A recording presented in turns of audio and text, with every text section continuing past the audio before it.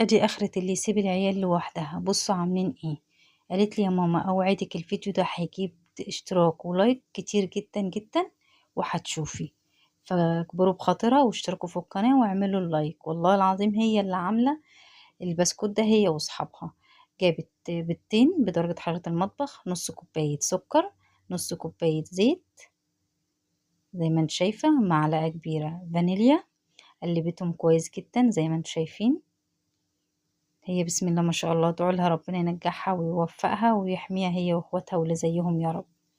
قلبتهم كويس جدا زي ما انتم شايفين، بقى قوام كريمي. حطت عليهم كوبايتين دقيق زي ما انتم شايفين اهو، ورشة ملح، ونص معلقة بيكنج باودر خفيفة خالص. قلبت كويس جدا اهو زي ما انتم شايفين لحد ما العجينة بقت معانا بتلزق اهو. لزقت العجينة. جابت طبق تاني وهتقسم العجينة على نصين اهي. العجينة بتلزق، هتقسمها على نصين. شوفوا العيال لما بيقعدوا مع بعض ويتفقوا مع بعض ما شاء الله عليهم بيطلعوا ابداع. ادي العجينة نصين اهو. هتحط على جزء معلقة كاكاو، معلقة كبيرة كاكاو، لحد ما العجينة لمت وبقت ناعمة خالص ومش بتلزق. جابت العجينة الغامقة وحطت كيس من تحتها، كيس من فوقيها، وهتفردها بالنشابة زي ما انتم شايفين اهو. هتفردها خالص بسمك نص سنتي اهي زي ما انتم شايفين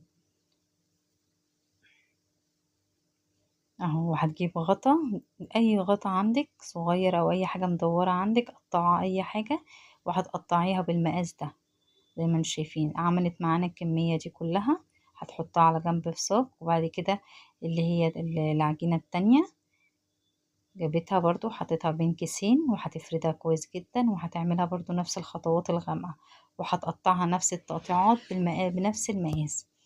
كل التقطيعة بمقاس واحد عشان كله يبقى يتحط على بعضه زي ما انت شايفة اهو. جابت بصي نص سنتي، هتحط واحد ابيض وواحد غامق زي ما انت شايفة اهو.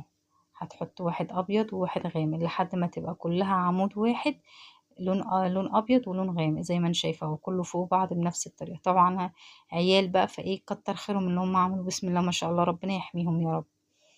زي ما انت شايفه هتحطها بالعرض كده، وهتخطيها بكيس من هنا ومن هنا، وهتبرمها كويس جدا، وهتحطها في التلاجة شويه اهو زي ما انت شايف. هتبرمها من هنا ومن هنا، وهتحطها في التلاجة عشان خاطر ايه تتماسك شويه عشان الدنيا حر اهو.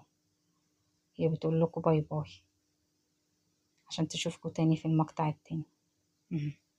برمتها كويس جدا وحطيتها في التلاجة اهو. اهي بعد ما طلعتها من التلاجة، هتفكها من الكيسة وتقطعها بالورب. بصي زي ما انت شايفة اهي بالورب. انا بقى اللي قمت في المرحلة دي، لحقت نفسي الحمد لله، وقمت لقيت الكارثة دي. انا بقى اللي قطعت الحمد لله، ولحقت قبل ما يسخنوا الفرن وقبل ما يشغلوا اي حاجة الحمد لله اهو. قطعت التقطيعات بالورب بسكوت التايجر. بصي انا قطعت التقطيعات دي كلها ما شاء الله، جميل وطعمه تحفة ومقرمش جميل جدا. اجبروا بخاطرها واعملوا اشتراك واللايك وكومنت. والسلام عليكم ورحمة الله وبركاته.